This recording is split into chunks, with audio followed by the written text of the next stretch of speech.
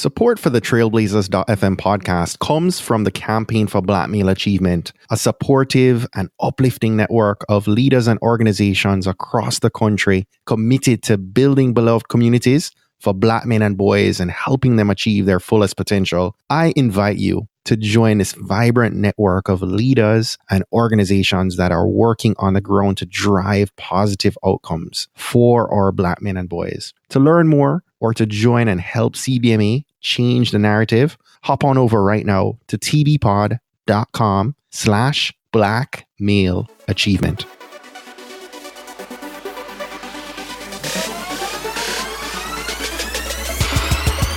You're listening to the Trailblazers podcast, where we will explore the stories of successful Black professionals. Join us as we highlight the knowledge, resources, and tools of these accomplished trailblazers to help provide the know-how, confidence, and motivation you need to blaze your trail. And now, here's your host, Stephen Hart. What's up, Blazer Nation? Listen up, at the time this episode goes live, we're now into February, and that means that we're celebrating because February 1st marked 2 years since I launched the Trailblazers podcast, and it's also the beginning of Black History Month. And so I'm celebrating today, I'm excited, and I'm really reflecting on having now been able to share over 100 stories of Black professionals who are today's Black history makers. And it's impactful. It's impactful for me because, I'm seeing more and more direct messages and emails more frequently that are letting me know that a statement or a thought shared by a guest on this podcast happened to change someone's life or improve their future potential and outcome. And I'm reminded right now that if I didn't jump off my cliff of comfort and give in to the fears and doubts, right, I wouldn't have been able to give life to this podcast, and it would have stolen from the tens of thousands of downloads that have happened, that so many of you have been able to listen and derive motivational mission fuel that's now helping you to blaze your own trails each and every day, right? So I ask you right now, what goals, what vision, what ideas are sitting off the edge of your comfort zone? How many people do you think are unable to progress in their own lives right now because you won't take a step forward in yours? So I challenge you right at the beginning of this conversation to take your first imperfect step forward. Many of you are standing on the edge of your comfort zone, but a real change requires us to jump off the edge. Remember, results are going to happen in action, not in planning. So please don't bet on later. When we bet on later, everyone loses. It's time for you to live your life with passionate intention. Listen up. I know, I said this in the last episode that we're wrapping up, right, with this financial series, but it's been so amazing. I know so many of you have reached out to me and said, that the content in these episodes have had tremendous impact on your financial future, right? And I was actually able to convince 2 other amazing people to come on and share their stories. So I want you to stay tuned. We're going to continue the series. We're going to have an extension of this for today's episode 105 and next week's episode 106. And it's going to help us, again, to continue this quest towards building generational wealth and taking care of our legacy and our future, right? And so I'm so pleased to share with you that our guest for today is Dr. George C. Fraser. Dr. Fraser is the chairman and CEO of FraserNet. It's a company he founded some 30 years ago to lead a global networking movement for people of African descent. He spent 20 plus years in leadership positions with Procter & Gamble, United Way, and Ford Motor Company before starting his own business way back in 1987. So he is a seasoned entrepreneur, and he's also an author. He's written 6 best-selling books. He's been named as one of the best speakers in America, and President Barack Obama recently awarded him the President's Lifetime Achievement Award. He's been married to his wife, Nora Jean, for 45 years, and today, Dr. Fraser and we shared in a great conversation about Black history and what's required for us as a community to begin to close the wealth gap. So let's dive in and get set to receive some motivational mission fuel from our featured trailblazer, Dr. George C. Fraser. Hope you enjoy it.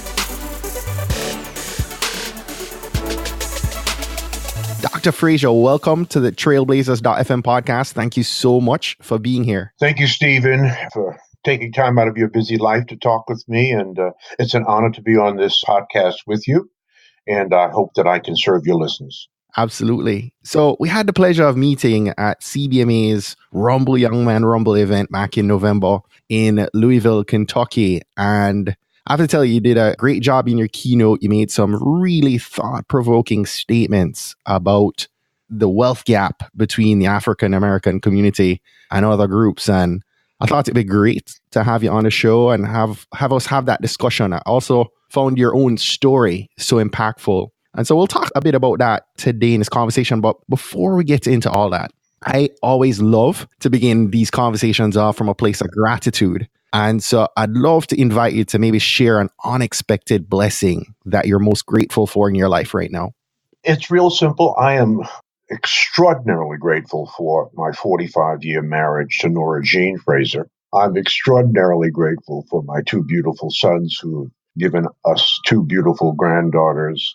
And I'm very grateful for a very God-centered idea in my life right now, Wings Financial Education Center. So these are the things that I focus on at this stage in life. I'm 72 years old, and I look back on my life and I see where I am and I see where I'm going and I see, my next sense of purpose.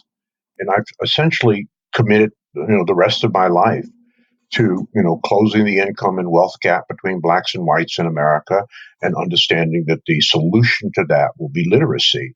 I mean, what's the first thing slaves did when they became free? They built small classrooms, then they built small schools, and then within 100 years, they had an entire system of institutions of higher education. So literacy is the issue.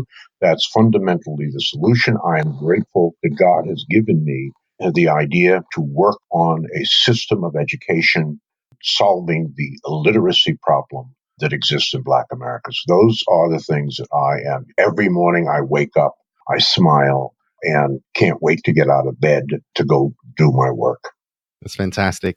So, many see your success, the best-selling books, the amazing speaker that you are, and many don't realize that you were born in New York and had certain family struggles that you faced that led you to moving to Ohio. And your bio actually describes you as an orphan and foster child for 15 years. But could you briefly share that part of your backstory with our community? Because I think it gives depth to your path to success. Yeah, it was a very tough and, let us say, all intent and purposes, an egregious past in a sense that everything happens for a reason and serves us in some special way, Stephen, and we will never understand that reason looking forward. And we will only understand it looking backwards. And as I look back on my early beginnings, it is essentially later in life and the later passages of life have served me well. I'm from a family of 11 children, 8 boys and 3 girls. My father came to America in the early 1900s from Guyana, married a beautiful fair-skinned sister, Ida Mae Baldwin from Lumpkin, Georgia, and they had 11 children. They moved to Brooklyn, New York in Bed-Stuy. And when I turned 3 years old, I'm now the youngest of my family. I had a younger brother who was killed in a drug deal that went bad in Brooklyn. That's a whole other story, which now makes me the youngest. But when I turned 3 years old, Stephen, my mother became mentally ill and was institutionalized for the balance of her life. And my father, when he came to America, could not, as a black man, could not get a good education and get a good job. So he was relegated to driving a New York City cab for 40 years of his life and had to work 12 to 15 hours a day, and he could not take care of 11 children. So at 3, I was orphaned, stayed in an orphanage from 3 to 5 with my older sister Emma and my younger brother Joseph.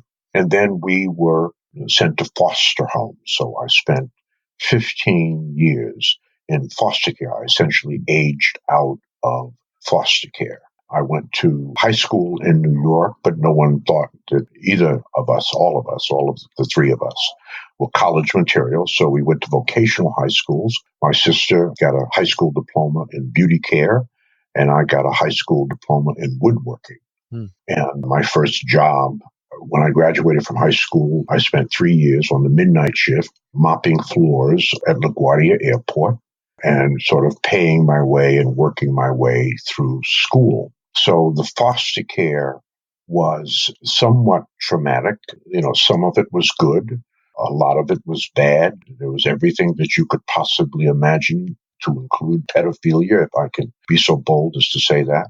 But it did not deter my sister or I from our anointed path. Emma ultimately ended up graduating with her PhD from Harvard. Wow. I ultimately ended up in the Minority Business Hall of Fame and Museum. And in 2016, President Obama presented me with the Presidential Award for Lifetime Achievement. So it's not how you start, Stephen, it's how you finished. I understood some very, very important things early in life, which I observed through other people, specifically my father, who was a very gregarious, very kind, very nice person, wonderful sense of humor. And in spite of the fact that he was a cab driver, our home on Putnam Avenue in Bed-Stuy in Brooklyn was one of the most popular homes in the Bed-Stuy area. Dad had a wonderful way with people. People loved him. And I observed this, quietly observed this, and understood very early in life, although I could not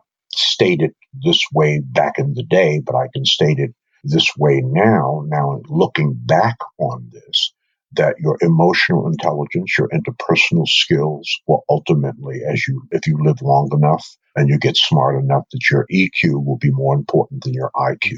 I tell people this all the time, that 15% of your success in life, Stephen, will depend on your skills, but 85% of your success in life will depend on your emotional intelligence, your interpersonal and people skills, the ability to manage the 5 most important emotions we have and use the management of those emotions to cultivate, nurture, and to build relationships at work, at home, and in the community. I got that at a very early age. And so while I did not have amazing skills, I had amazing interpersonal and people skills, and I had a work ethic.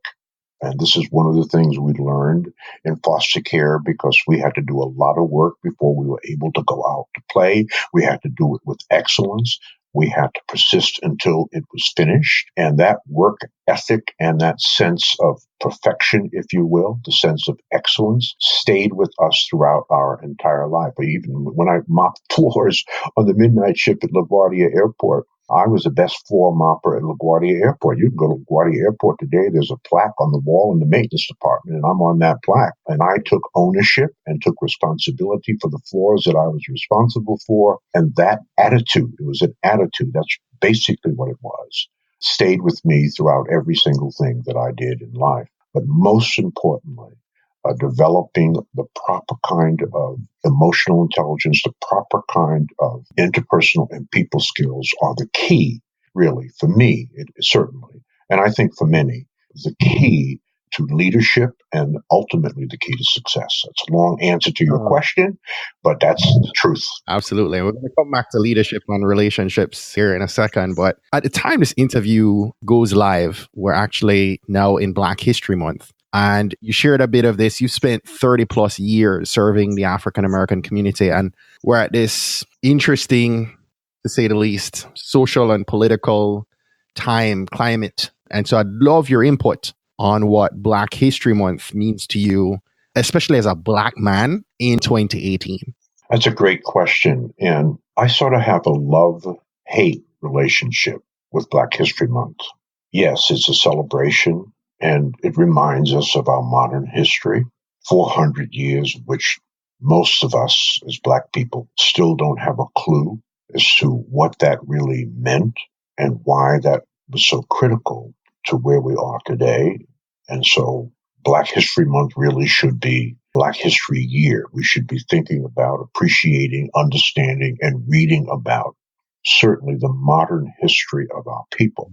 But it depresses me because it reminds me that even few of us know our ancient history. I took a group to Cairo, Egypt last year, taking another group again this year. And when you go to Cairo, Egypt, and you go into those pyramids and you understand and look at the hieroglyphics and the paintings on the wall, and the people are black, blue-black, you will understand that we were building pyramids and solving complex engineering problems when other cultures were living in huts, that we are an awesome and powerful people. And our history really does not start with our oppression, which began 400 years ago, but our history starts really 5,000 years before Christ. And once we understand that we are the children of the slaves that would not die, that we have the genetic encoding of the great kings and queens of Africa, and that's not hype. Visit Egypt, go into the Cairo Museum, look around and see what you see. The statues that are thousands of years old absolutely have black features, big noses, thick lips. The skin of these people are black. So I think it's important that we have a more holistic understanding and appreciation of our real black history. I am not saying that the 400 years of oppressive history in this country is not important and has contributed to the greatness of our people. But our ancient history, I believe, once we fully remember this, once we fully internalize it, once we grasp the awesomeness and the creativity and the innovative power of Black people, that we will take ourselves, we will take our families, we will take our careers and businesses to a whole nother level. That will take, I think, another 3 to 5 generations, another 100 years. Thank you for that. I know that you're doing your part through FraserNet, which, for those who aren't familiar, is a global leadership network that you now head that's committed to economic development through education, training, and empowerment for Black people. And again, you've been at this work for decades, right? But I'm curious to know what you shared, that you're 72 years old now. What's driving you in the work that you're doing today? What's keeping you motivated to keep going? What keeps me motivated are young brothers and sisters like you who want to know, who reach out to the elders, if you will, who do the reading, who do the writing, who do the speaking, who do the podcasts, do the radio shows, who have an organic curiosity. And I have 8.5 million frequent flyer miles. I've given over 2,000 speeches during my speaking career. I've written 6 best-selling books. So I have met brothers and sisters like you. And I'm not saying that to blow smoke. I'm just saying this is real, because this is what keeps me inspired and motivated, knowing that when I'm finished with my work, which is when I'm put in a casket and buried into the ground, that's when I will retire. I tell Black folk all the time, don't spend too much time sleeping, because you'll be able to sleep when you're dead. Spend your time doing good work and solving the egregious problems, the thorny problems that exist in the context of our community. And as you mentioned earlier in your introduction, I know that one of the thorniest of those problems is financial illiteracy and the domino effects of financial illiteracy. And no one is going to fix that but us. Whenever I talk about financial illiteracy, there are a couple of major quotes from major statistical studies that have been done over the years, but there are 2 or 3 that really frighten me and really create a sense of urgency, if not a sense of emergency, among Black people in America. One was a front page article. If you don't mind, Stephen, I want to just repeat these quotes. It was a front page article in USA Today. It was in 2015. Fortunately, this article, Stephen, was below the fold. And it said that African-American baby boomers will be the first generation of Africans in America that will raise another generation of African Americans that will not do better than them. So in the 400-year history of our people in this country, we are the only generation, baby boomers, to raise another generation that will be worse off. That is totally unacceptable. We cannot participate in that egregious prediction, that egregious statistic. So that's quote number 1. Quote number 2 was from a major study out of Washington, D.C. in April of 2016 by the Institute of Policy Studies. And I quote, "If nothing changes among African Americans, it will take them 228 years, if ever, to close the wealth gap between Blacks and whites in America. But it will take Hispanics 89 years. This is the Institute of Policy Studies, April of 2016. 228 years, Stephen, is Well, that's almost the amount of time that it took us to get free. And that's unacceptable as well. And the study said 228 years, if ever. I didn't put that in there, if ever. So we have to man up and woman up, and we have to do something about that. And then the final quote, which is very disturbing, is that and this is again from Fortune magazine, September of last year, and I quote, by 2053, just 10 years after the country is projected to become majority non-white, Black median families will own zero wealth. If current trends continue, 20 years later, Latino median families will follow suit, and white median families will continue to own six figures. Well, again, that's totally unacceptable.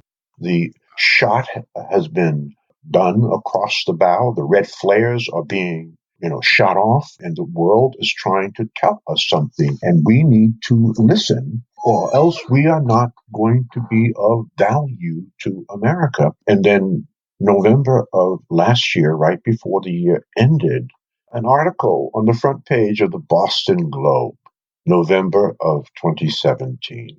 And it was such an egregious article that even the Boston Globe had to qualify the headline. And I'm going to read you the headline for the article. That was no typo. The median net worth of Black Bostonians really is $8. Wow. $8.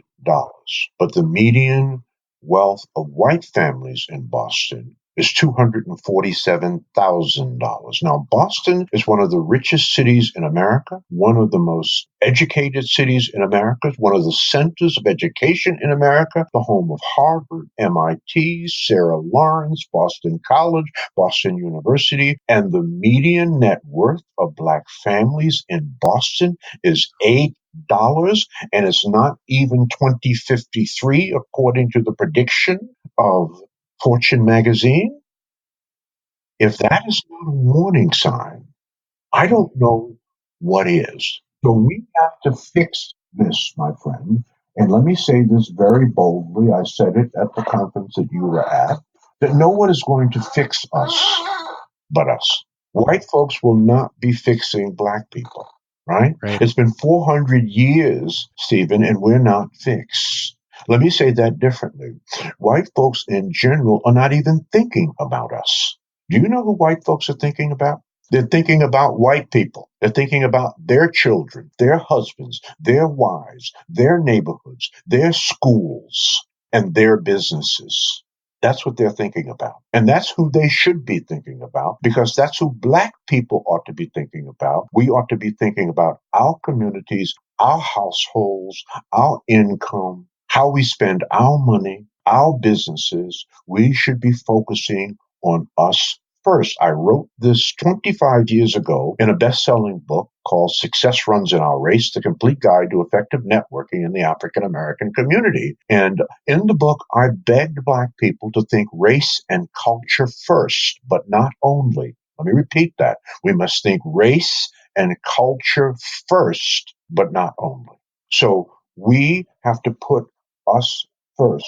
And so this is what drives me. This is what I've committed, again, the balance of my life to now. It's not that I have not been talking about economic development and wealth creation for nearly 30 years. I wrote a book on this 20 years ago called Race for Success, the 10 Best Business Opportunities for Blacks in America. So my focus over my 40 years actually of serving Black people, but 30 years as a business serving our people, my focus has been the importance and the power of building networks and understanding collaboration and understanding cooperation, but understanding that cooperation, 1 and 1 makes 2, but collaboration, 1 and 1 makes 11. So I've been focusing on the power and importance of networking as my number one goal in the 17 power networking conferences that we have been giving across the country, right, annually. But the second thing that I've been focusing on, both in the written word and the spoken word, is economic development and wealth creation. Now, the Wall Street Journal came out with an article last year that basically said that financial illiteracy is an American problem.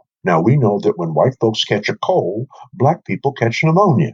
So if financial illiteracy, Stephen, is an American problem, it is 10 times the problem in the context of our community. That has to be addressed. And we need all hands on deck, every able-bodied mind, every leader, to make sure that they are including that in whatever conversations they are having in Black America. There's some major, incredibly successful initiatives, but the problem is huge. There are 43 million Black people in this country. I would say about 10% are financially literate, have the proper financial education. We understand the 4 pillars for the intergenerational transfer of wealth. Right? So that means that about 4 million or 4.3 million of us are educated and literate about money and understand that the business of America is business and that capitalism is the driving force. We live in a market-based economy, a democratic capitalist society, and the only color that really matters in this country is green. So until our pile of green is as big and as wide and as deep and as leveraged as any other cultural group's pile of green, Stephen, we will never be equal at the table of democratic capitalism. So you cannot live in a capitalistic society and be ignorant about money. So we must fix this. The great John Hope Bryant in Atlanta with Operation Hope has been working on this for 20 years. He's doing an outstanding job. The visionary pastor, Reverend Dr. Buster Soares out of Newark, New Jersey, has started a D as in David, free, debt-free initiative. But we need all hands on deck. And that is really, where I am. And I want to join in on that fight. And I want to create financial education centers placed all across this country, a place where we can coalesce, a place that we can come together and we can solve and discuss and educate around the psychology of money, the emotions of money, our relationship with money, why we think about the way we think about things as it relates to money. I think we need venues, not just events, but venues all across this country where we can gather on a regular basis to talk about building wealth in this country. And that's what I am committed to. And I will go down fighting around this initiative. There is so much wisdom in all that you just shared. And I have to say thank you so much for just pouring in. I mean, you've referenced several studies and articles, many more than I was even aware of. But in what you've said, it seems that we are very ineffective at building and maintaining wealth within the Black community. And a big part of that is education, right? And so your thought is that it's the root of that. It's the root of that. That's right. Huge, but the root. That's the root. So to be able to address that, we need better education to begin to look at closing that gap. Absolutely. Education. And everything begins with education. And now it's a deep problem. When we talk education, we're also not only talking about understanding the 4 pillars for the intergenerational transfer of wealth. That's education. We also have to change minds, change bad habits, right? And change the way we think about money and our relationship with money, right? And that is deeply psychological and deeply spiritual. So this is not just by, something as simple as giving lessons. This is tantamount to treating an addiction. And the best system for treating an addiction in America is Alcoholics Anonymous, right? And it's a very simple system. And so the educational system, the curriculum, and the programming that we have designed to teach our people across this country about money, about wealth, about business, takes on the patina, Patina, of treating an addiction in the way Alcoholics Anonymous treats alcohol addiction, or the way cocaine or heroin addiction is treated. And that is, we must gather our people on a regular basis in a specific place and ask, if not require, that they meet and discuss the deeper issues around their understanding and their emotions and their psychology of money, right? That's why we have to have a venue with Alcoholics Anonymous. Now, I know a lot about Alcoholics Anonymous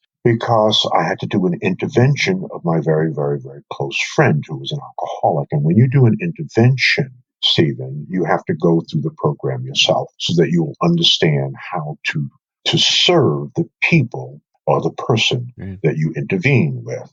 And so it is required that you, when you become a member of AA, that you make a pledge, right? And the Alcoholics Anonymous pledge is one of the most popular, one of the most best known, and one of the most spiritual treatment pledges ever designed. So you have to make a pledge. You have to also set a goal, a simple little goal. And the goal is very simple. I will not have a drink today. Not I will not have a drink this week or this month or this year, but today. You treat it one day at a time, right? And then you have to pledge to come to a meeting at least 2 to 3 times per month, where you sit in a circle, where you sit with other people that suffer the same problem. You talk about this problem. You speak transparently and earnestly and honestly about your issues.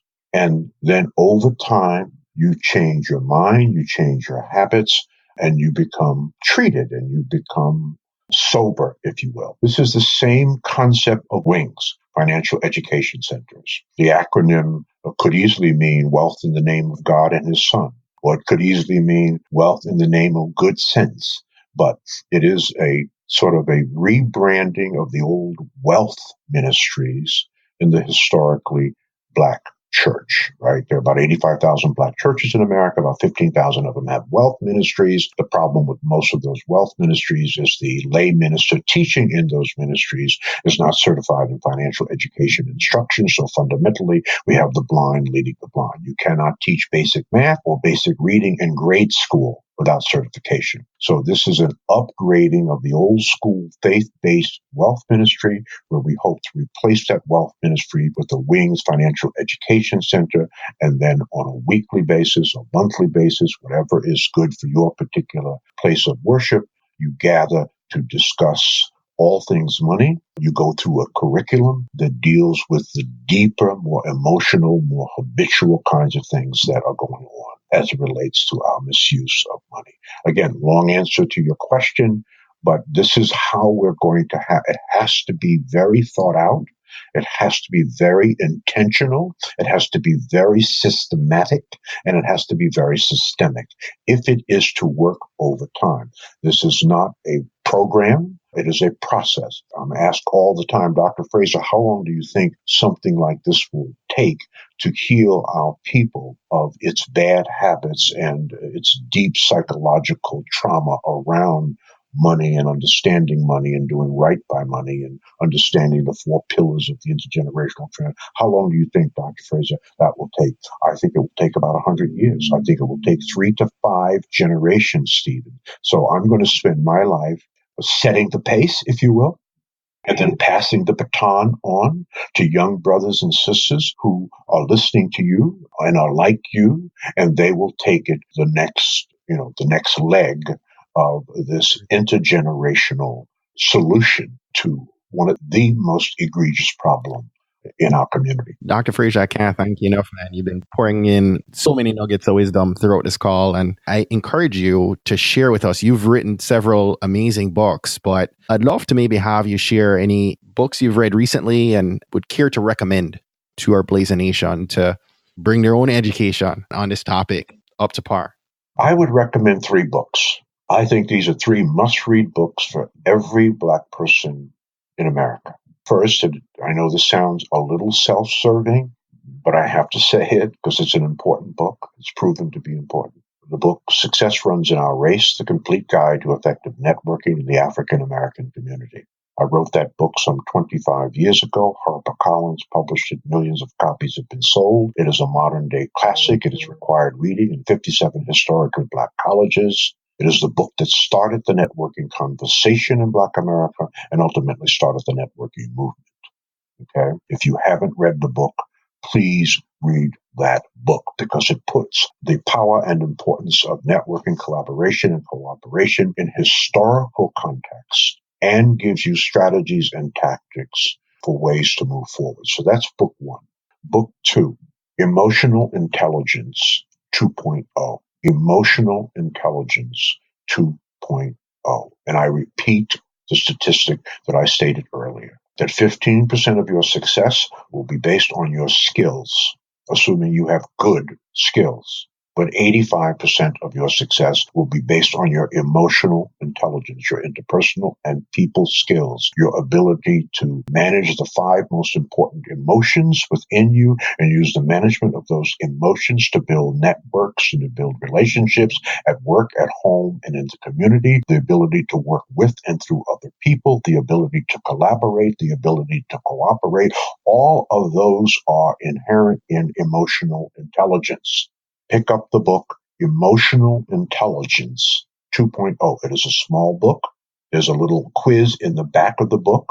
You tear out a little sheet of paper. They send you to a website. You take an EQ exam before you read the book to rate your emotional intelligence.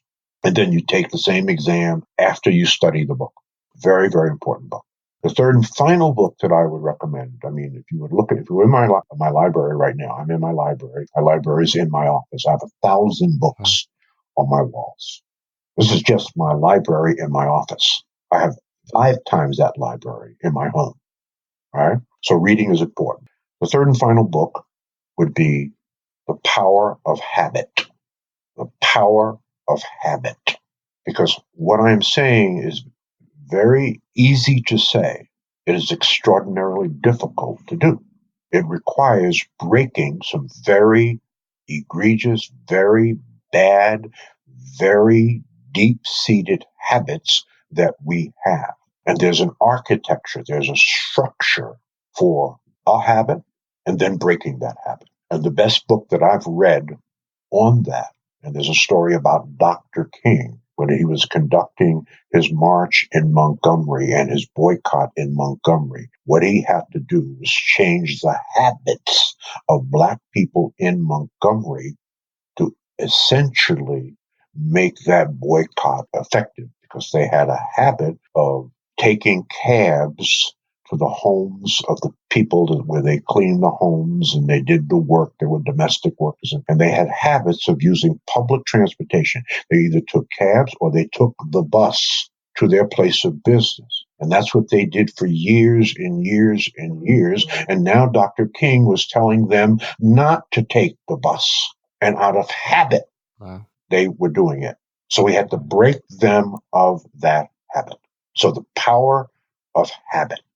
It's all related to the habits. All 3 of those books that I recommend are related to the state of financial condition that we're in, the lack of financial literacy that we have, and the need to fix some of the structural things over time. Remember, this is a process. This is not a program. Just like education, you start in kindergarten and you finish in 12th grade, and then you go on to college, and then you may go on to a graduate degree, then you may go on to a PhD degree, and education is lifelong and it's intergenerational. Let us pray. It's the same thing with this. Thank you very much for those 3 reads. Last question we have for you today. We ask all our trailblazers as we exit this call, what's one action, Dr. Frazier, that you think our community should take this week that's going to help them to blaze their trail? You said this week, right? Yes. I want to say this and still be loved. Turn off the damn television. Yes. Let me repeat that. Turn off the damn television. Please, brothers and sisters. One of the worst habits we have as a people, Black people in America, was revealed in a study that the A.C. Nielsen Company did last year. Well, actually, it was 2 years ago. A.C. Nielsen is the company that does all of the ratings for television viewing. And they did a major study on television viewership by cultural group. And it turns out that Black people watch 40% more television than any cultural group in the history of the world. We watch 72 hours of television per week. That's 10 hours of television a day. Any Black person watching 10 hours of television a day, first, needs their behind kicked. Second, they have been turned into a consumption machine, because when you're watching 10 hours of television a day, you are exposed to more than 600 commercials that turns your mind into mush and feeds the habit of consumption. So turn off the television. Wean yourself from 10 hours of television a day. Even if it takes you 2 years and you wean yourself from 10 hours a day to 8 hours a day over a 3 or 4 month period of time, and then to 6 hours a day over a 3-4 month period of time, and then to 4 hours a day, this would be good. You cannot amount to anything watching 10 hours of television a day. Take the hours that you're not watching television, start your business, develop another stream of income, do God's work, serve our people, but please turn off the television, or at least reduce the amount of television that you are watching. That's A. And then B, I want each of you to ask yourself a question when you leave this podcast today. It's a deep question. It may take you a couple of years to answer this question, but it's prefaced by the point that I made earlier, that everything happens for a reason and serves us in some special way, and we will never understand that reason looking forward. We will only understand it looking backwards. That God has put each of us here with a unique purpose in mind. There's a job that He's assigned only you to do, and if you do not do it, it will not get done in the universe. And we're depending upon you to find out why your Creator has put you here. So here is the question that I want you to ask yourself in the quiet of your own mind. What gift are you holding hostage from our community because of your personal fears? Let me repeat that. What gift are you holding hostage from our community because of your personal fears? What are you not doing because you are scared, that you don't want to take any risks, that you want to live in the comfort of your couch watching 10 hours of television? What are you not doing? Why are you not where you are supposed to be? Dr. Frazier, I love it, love it, love it. Thank you so much. Before we let you go, tell us how we can stay connected to you. Tell us about your conference and how we can get connected. Very quickly, you can just visit my website, www.frazernet.com, www.frazernet.com. It tells you about the things that we're doing. We also put on an annual conference. We have been doing it for 17 years. Forbes magazine called the Power Networking Conference one of the top 5 conferences not to be missed in America. Not one of the top 5 Black conferences, but one of the top 5 conferences not to be missed. This year, it's July 5th through the 7th in Prince George's County in the greater Washington, D.C. area, or Maryland, at the Gaylord Hotel, July 5th through the 7th. If you want to know more about the conference, go to www.powernetworkingconference.com. That's www.powernetworkingconference.com. And because you were smart enough to listen to this podcast and to follow Stephen, I want to make you a special offer. If you're interested, I'm going to make you an offer that you cannot refuse. I'm going to provide you a $2,100 full conference package, all of the whistles and bells, for $299, because you were smart enough to be listening to this podcast. A full conference package for you and a young person, 17 to 25. You get a ticket to our Jumpstart Day, which is a day earlier. You get a ticket to our After Dark programs, which are education. And understand that the only thing we talk about at the Power Networking Conference is money and business and wellness. Money, business, and wellness. Because we understand that people will not change when they see the light. People will change when they feel the heat. You will never change that which you tolerate, and you will only change when you get angry. So when you come to the Power Networking Conference, we're going to make you angry, but we're then going to provide you the solutions We're going to provide you the information. We're going to provide you the coaching, the mentoring, and the guidance to take your life, to take your family, to take your business, to take your career to a whole nother level. You don't hang around in Black America for 17 years with the conference if you're not doing something right. So I want to make you a special offer because you were smart enough to be listening to this podcast. I'm going to reduce this $2,100 package to $299 for you, an adult, and one college-age student, and all of the other whistles and bells. If you're interested in that, it's very simple. You must email me at gfraser, F-R-A-S as in Sam, E-R, at frasernet.com. gfraser at frasernet.com. Just simply say, I'm in. Make sure your cell phone number is on there. Make sure you reference this podcast. We will call you. You cannot get this on the site at all. So don't try to do it on the powernetworkingconference.com site. You can't do it. You have to do it with a personal email to me. So you have my email address. You have my name, Dr. George C. Fraser, CEO and founder of FraserNet Incorporated, where we connect, grow, and prosper. Dr. George Fraser, thank you so much for being our guest today, my brother. I appreciate you, Steve, and keep doing God's work. Well, that's it for today. Thanks again for listening to this episode of the Trailblazers podcast. I'll be posting links to all of today's book recommendations and links mentioned on our show notes page at tbpod.com. If today was your first time listening to the Trailblazers podcast, I just want to extend a warm Trailblazers welcome to you. We're so happy to have you here, and we encourage you to go ahead and hit that subscribe button in your favorite podcast app. Go ahead and browse through some of our past episodes to keep the knowledge flowing. If you're a fan of the podcast and today's content, and you're maybe already subscribed to the podcast, please continue to share and invite your friends, your family, your colleagues to listen to an episode that you think might impact them most. We believe that someone listening to these inspiring stories will be moved to make significant changes that will have generational impact for many others, both now and well into the future. Don't miss next week's episode. New episodes are released each and every Monday by about 5 a.m. Eastern. Trailblazers, jump off this podcast today. Go find a way to rise above, go way beyond, and keep blazing your trail. Cheers.